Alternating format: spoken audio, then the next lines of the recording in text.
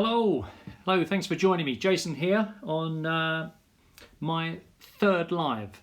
Had a good response to last week's live, which is very good, thank you. So hoping to make this equally as good. Now, this week I'm going to be talking about how to cope with financial crisis or how to navigate through difficult times. And I've written several blogs on this. So if you go to my website at jason-butler.com, you can see several blogs I've written about it. And in fact, the latest one is this week's blog, where I talk about 5 ideas to help you navigate difficult times. So well for you looking at that. And I hope you like my new polo neck. This is in my corporate colours. So my colours, as you know, if you look at my website, are purple. So I'm trying to sort of I'm trying to be on message, as it were, right? I'm trying to make sure I'm consistent. So I hope you like it. If you like it, give me a little heart there, and I know I'm in the right direction. I've always said I've got a great face for radio. Good. All right. So I had a great time last night. If anyone here attended Mr. Moneyjar's live at 6:30 last night, every Monday he has a live at 6:30, and we were talking about whether you should buy or you should rent a home. And it was unbelievable. He said it was the best attended event he'd ever had, and he's been doing it for some time now. I don't know if that's because of me, or because of him, or because of the subject matter, all three of them, or people just had plenty of time on their hands. So well worth checking out on his story, that, and also on my story, because it will give you some interesting insights. And we had some amazing feedback after the event. So it was so well received that I've accepted Mr. Moneyjar, or Akko Timmy is his real name, but I've accepted his invitation to come back for a part 2 at his live next Monday at 6:30, where I'm going to be talking about actually the whole issue of investment property. So property as an investment as opposed to as a home. And I don't know all there is to know, and I don't hold myself as a property expert, but I've been around in financial services, 51 years of age now. I've been around in financial services for over 31 years. I was a financial advisor for 25 years. I interviewed over 1,200 people. I took 27 advanced exams. So I do actually know a little bit. And it's really relevant, that, because when you're going through difficult times like we are now, and we have been, and we are going to go through, and we're going to continue to go through, and people don't always see where the end is of this, it's quite important to talk to older people. I like to think of myself as a young 51, because I've seen a lot of things. So whilst I don't necessarily have the same perspective as younger people, and younger people have lots of great things going for them that I don't have, but what I do have is experience of life. And so let me just start by saying, really, just sharing my first story of real adversity, and I mean real adversity, was when I bought my first property, my first flat. I mentioned this last night on Mr. Moneyjar's live. I bought my first flat when I was 20. And I remember buying it. I bought it. It was a 1-bedroom ground floor flat in Bromley, southeast London. Very busy area, quite nice, tree lines and stuff. You know, it's not a rough part of town, but it's still busy. I paid £62,000 for that. I was really proud of myself, and I worked really hard to get the £4,000 deposit. I know you're all going to laugh. That how can you buy a place for £62,000? Come on, get in the real world, Jason. But that was a lot of money to me, right? Oh, thank you, DJ. That's very kind of you to say it was very good last night. Thank you for that. I really appreciate it. Oh, Tallbar's here. He's one of my fans. It's really great. He seems to like what I do, so thank you for joining. Really appreciate that. Oh, Money Monday UK. Nice to meet you as well. Thank you.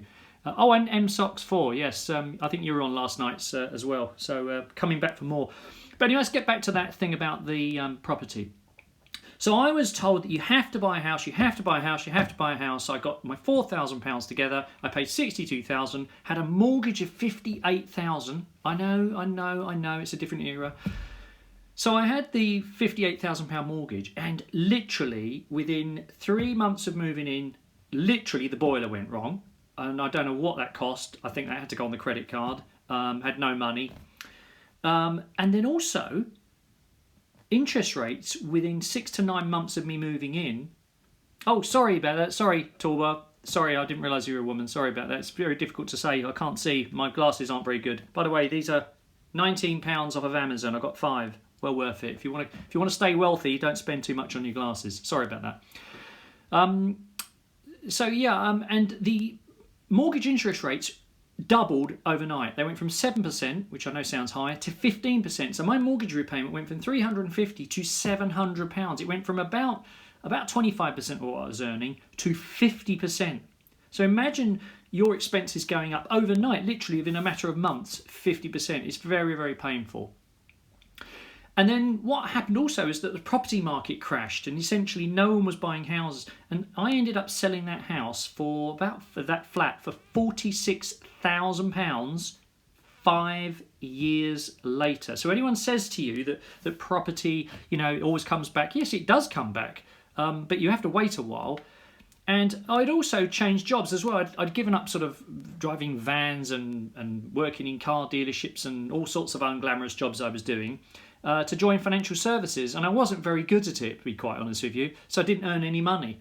So essentially I had all these expenses going on. My mortgage went up. I had no real income to speak of. I had no savings, and what little savings I had was all spent on the deposit. So that was a really difficult time. And actually, it was a recession in the UK as well. And everyone was down in the dumps. And everyone was like it's never going to, the world's full of doom and stuff. So I know what it's like to experience difficult personal times and difficult economic times. As I say, I've had many other things that I've experienced as well. I've seen stock market crashes, various ones of those. I've seen other economic meltdowns. But I've also worked with clients who've gone through traumas, who've gone from real problems. Some of them have had mental health issues with their family members. They've had serious illnesses. They've had someone die young. They've lost their business. So I've experienced with other people what it's like with trauma. So I just want to share with you just a few ideas, and you can read the blog as well if you want. But do feel free, if you have got a question you want to ask me, feel free to put it in the comments box. I've got my glasses on today so I can read it. Just chuck it in there. And there are no silly questions, even if it's something silly. I mean, obviously it needs to be related to money because that's my area of expertise, or it can be sort of life orientated. Don't put any questions like, what is the meaning of life, because we haven't got enough time tonight. So feel free to put those in there. Always happy to ask questions. And if you feel uncomfortable asking a question on the live tonight, you can go to my website, jason-butler.com, and ask me a question on email. I always respond. I'm very, very happy to answer your questions. I've got one at the moment from a lady who sent in a very interesting question, really about the fact that her and her husband seem to be on a different page when it comes to money values and spending priorities. And I'm going to do that as a blog so I can share that more widely. We've got one here from Wally, Maine. So that's, would you advise getting a lifetime ISA? Well, a lifetime ISA, it's a difficult one there. I'm happy to answer that question in simple terms. A lifetime ISA is the account that you can put money in up to £4,000 a year, and the government will add up to 25%, so that's £5,000 in total. A lifetime ISA makes most sense for people who are basic rate taxpayers, who are under 40, because you have to be under 40 to buy one in the first place, and who are either looking to make and are self-employed, so therefore they don't get an employer pension scheme, and like the idea of making provision for retirement, but with the possibility of potentially using that money to buy a house, because you can use the money in a lifetime ISA to buy a house as opposed to wait until you're 60. The problem is if you take the money out before you're 60 or don't use the money to buy a house, then the problem with it is you get a penalty on it. And it means it doesn't really tend to make sense for people. So my advice, I think, really, Wally, it depends on your circumstances. If you have got an adequate emergency reserve, and if you've got no non-mortgage debt, and if you're a self-employed basic rate taxpayer, then a lifetime ISA probably makes sense for part of your long-term pot. But if you think you're going to use it to put as a deposit down on a house, then probably avoid stock market investments, because stock market investments can take 10 or 15 years to recover. I mean, 1972, if you'd invested in 1972, 73, it'd have taken you 12, 13 years to get your money back. Another question here, when do you think income protection cover will come back on the market? After you said it on the live with Timmy, I had a look and they've been pulled due to COVID. Yeah, there is an issue. There is an issue of income protection, but I'm not sure that you can't get any of it. Is that absolutely sure? I'm going to check that with my friends at Cura Money. Cura Money are they're on my website. You can get a link to them. They're specialist protection advisors. I'm not convinced that there is no ability to get income protection. Are you saying it's because, I think it's not that you can't get the protection, it's you can't get the medicals probably. That's probably the problem. So thank you, Erica. I'll check into that and come back to you on that. So let's just take, again, chuck your questions in, very happy to answer them. Let's just talk about a couple of these ideas that I have put in my blog, jason-butler.com, if you want to read the 5 ideas of how to navigate this mad situation we're in. So here's the thing. The first thing is to reframe your thinking, right? So this is, I know it's easier said than done, but it is an important thing to say is, okay, it could always be worse, right? So whatever you're going through, or what if you're going to go through, and even if it's not you, someone you love or someone you know, because these insights are not just about you, are they? It may or may not be relevant to you now, but it could be relevant to someone you know, and it's really important that you share this wisdom with as many people as possible, because that's what I'm all about, sharing the wisdom. So reframe your thinking. It could always be worse. So, my hours have been cut. Well, you could have lost your job. I've lost my job. Okay, well, you could be ill. Well, I'm ill. Well, you could be in ICU. Well, okay, I'm in ICU. Well, you could be dead. I know it sounds glib, but actually, if you do that, right, what you start to do is you start to become more resilient. And you actually, you don't become attached to the whole thing of outcomes that you can't control. Because you can't control COVID. You can't control the economy.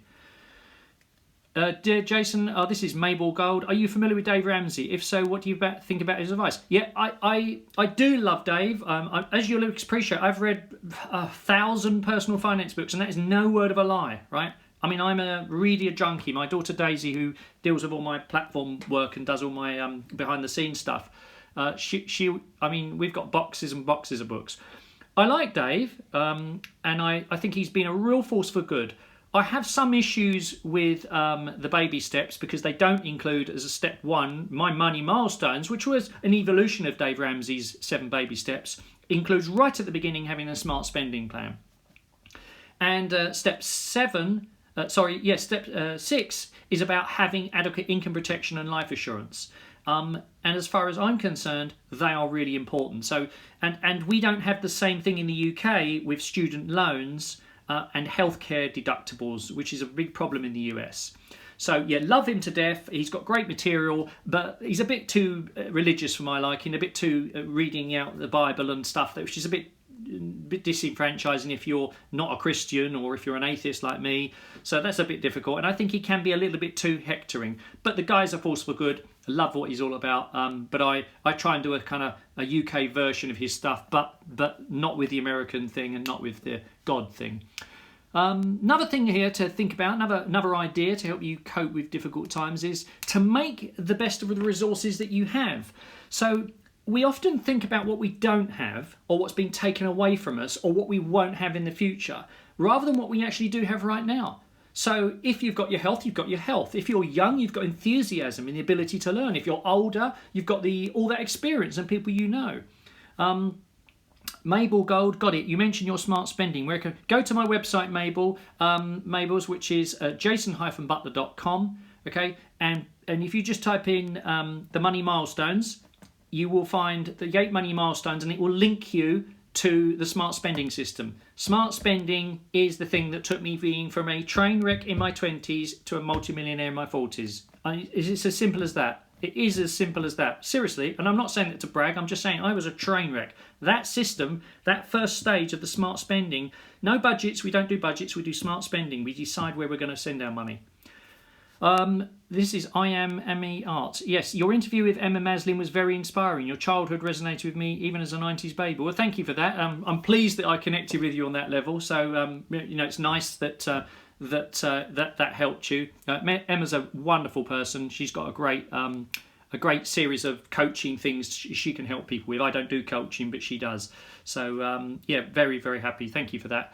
So about the resources that you do have, the resources that you do have are not really put aside financial, if you lose your job or you lose your income, or even if you're bankrupt, you've still got your optimism, you've still got your joie de vivre possibly, you've still got your experiences, you've still got your know-how, you've still got your work ethic, you've still got your integrity, you still get your reputation, you've still got all the people you know.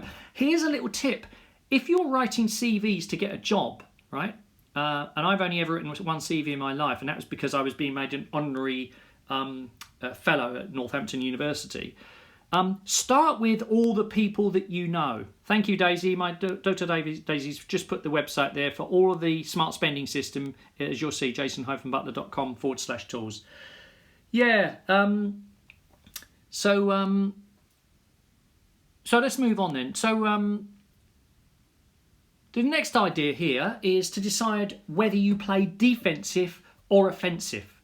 Now, what do I mean by that? Well, defensive means if your situation is looking very precarious, or your partner's situation is looking precarious, or there's been a big change, or you think there's going to be a big change that's going to make you more vulnerable, then what you do, defensiveness means you pause any debt reduction program you're doing. You stack up cash, right? You sell off rubbish. You trim your expenses. You go into bunker mode, right? Even if it turns out you don't need it. But by doing that, you'll feel better. But you've got to get your partner on side, and you've got to plan for the worst and hope for the best. That's being defensive, playing defensive, okay? Getting ahead before you need it. Don't wait for it to be a problem.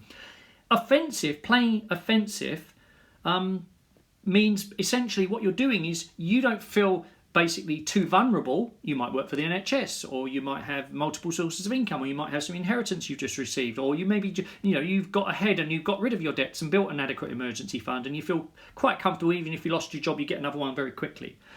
Then playing offensive means that essentially what you're doing is you're getting ready for taking opportunities or opportunities to grow your wealth, your situation, your experiences, your skills. You're pushing forward. And basically what that means is, if anyone was on last night's, and no number of you were on Mr. Moneyjar's talk, we talk about the concept of doing cheeky bids, cheeky offers for property. You could do the same for cars, you could do the same for furniture. Basically, the person who's got the money and the person who's got the item, right? The person who has the power in difficult times is the person who's got the cash, the purchaser of anything. So you can pick up, even if you are buying possessions that you want to use, you can pick stuff up for nothing, right? You can just keep on making offers for stuff. You've got the cash, they've got the goods. So just wait until you find a motivated seller, or you find there's a proper offer, or a company's gone out of business. It's sad, but that's your opportunity. Or someone is really desperate to sell their house. Do it. So that's worth looking at. And also business opportunities. Some businesses sadly go bang, and there's opportunities to buy plant or equipment. So think about that one. The next thing is to think about that this time is not different. Okay. So although we think we are in uniquely difficult times, and if you're younger, it's so easy to think that we live in uniquely difficult times. Let me just quickly answer before I go into that. Does it make sense to get income protection and life assurance as a single person in their mid-20s? If you don't have dependents, right, you don't need to worry about life assurance. And if you're employed, you may well have some death in service cover from your employer. If you're self-employed, you obviously won't. I would personally be wanting to get income protection if it's possible to get it, okay? You don't always need a medical if you don't need... so this is why the previous person who said, it's all shut down. If you're young, you can get income protection very quickly. If you don't apply for too much, and it's a relatively modest amount because your expenses are low, then you probably can get it without a medical. If you haven't had any health issues and you're not applying for too much, you can probably get it without a medical. So I don't think COVID is an issue. But if I'm young, I'm really wanting to protect my human capital. Your ability to earn money over the next 20, 30, 40 years is the most valuable thing you have. So I suggest, yes, probably put it on a 6-month deferment, which means they pay you after you've been ill for 6 months or more. So you need to have enough funds in your emergency fund to tide you over. And because the state stuff is not very good at all. So let's just go back to that. So this time is not different. Basically, every generation thinks they live in uniquely difficult times. Now, you've got climate change, you've got Islamist extremists, you've got Brexit, you've got COVID. Look, every generation goes through difficult times. Every generation comes through it. And here's the thing, despite the real sadness that some people are really affected by these things, some very, very drastically, overall humanity moves forward. So you've got to keep thinking positively. And here's the other thing, is that we only grow when we're out of our comfort zone or when we're off balance. I don't know if any of you do fitness, or any of you do fitness training, or anyone does sport, or anyone do something that Daisy, my daughter, she's learning to code. I think, she's found it quite challenging, but actually she's starting to master it. Okay, she's starting to get good at it. So we grow when we're out of our comfort zone. And here's the thing, when we have difficult times ahead of us, it's a great excuse. And I wrote a blog on this called Use this opportunity as a great excuse to reset your finances.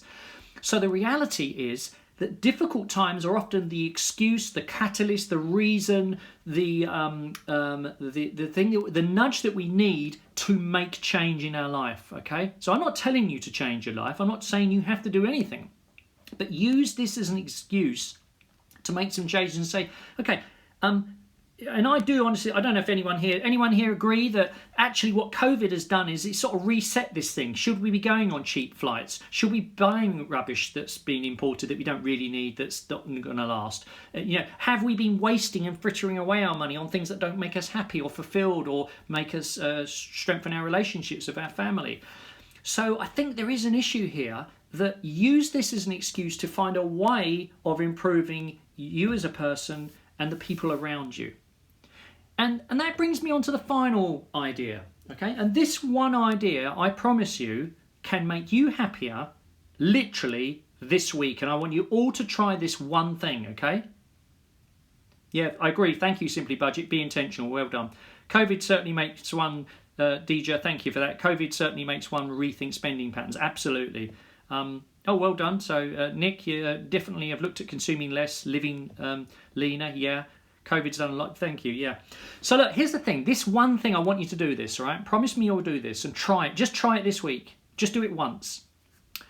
I want you to text, email, or even write an old school letter, okay? Or call someone that you know and you care about and tell them what you like, admire, or appreciate about them. So let me say that again. Just pick one person. I mean, you can do more if you want, but just promise me you're going to pick one person and you're going to text, write, email, or ring them and just tell them. Don't be weird about it. Just be conversation. Say, look, do you know what? I really, really like X about you, or I really admire Y about you, or I really appreciate that you do this. Do you think you could do that? And if you did that, what do you think that's going to do to the person that you're telling it to? Any ideas? Because basically, if someone says to me, Jason, thank you for that, what I really appreciate about you is X, Y, and Z.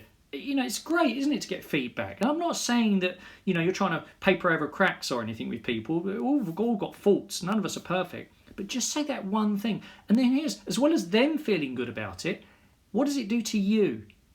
It makes you feel grateful for the people in your life. Now, don't get me wrong, I'm sure there are people in your life you're not grateful for, but let's put them to one side.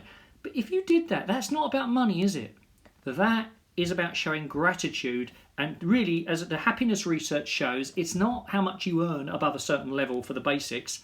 It's actually the relationships you form, the people you interact with, and the connections you have. And that's what makes COVID so difficult. So I think really what I'm saying there is be kind to other people because they may be hurting in a way that you're not hurting, but also be kind to yourself. You might make more mistakes going through this COVID thing. You may have done things in the past, and COVID may have actually, what we're going through now, and it is affecting a lot of people, where what it's done is it's actually highlighted the fact that many people have got vulnerabilities and have made poor money decisions, and they're now feeling embarrassed, ashamed, or guilty about past decisions. And all I would say to them is this: look, I've got a PhD in being a money loser, okay? You cannot get a higher qualification than me and being a complete train wreck with money. And I got around it, okay? Because what I did was I accepted that the past was the past. I could only deal with today. And if you take my 5 insights there, it will hopefully help you reframe your ideas and your resilience. So Yeah, thank you for that. So that's Nick thinks, yeah, being grateful and kind is a win for everyone. That's great. So we've got, what have we got now? 5 minutes left.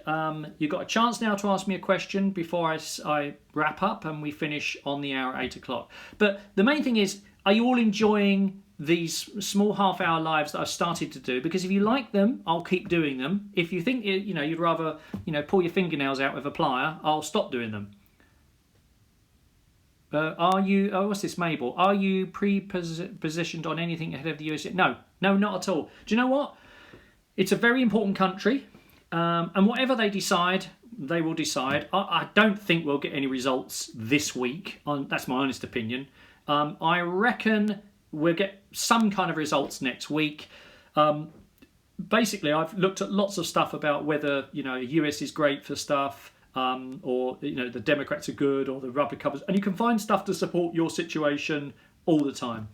I think the world moves on, and I think what you've got to do is you've got to just focus on what you can control. I've said that before, and I'll say it again.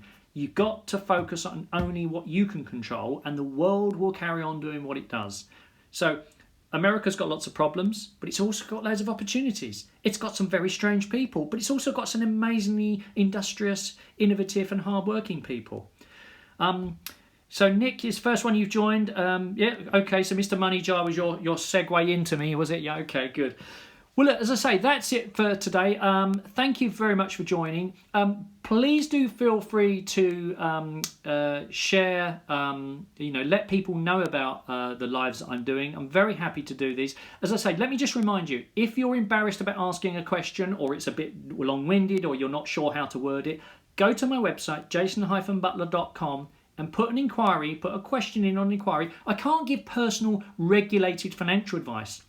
But what I can do within my 8 money milestones and my experiences and the principles that I use, I can give you my opinion. I can give you my opinion of what I would do if I were in your shoes. But you might need to get professional advice, and I will always point that out for you. But if you want to sort of lean on me like, say, an uncle or a brother or a dad or whatever you want to call me, I'm very happy to help you. You don't need to suffer in silence, right?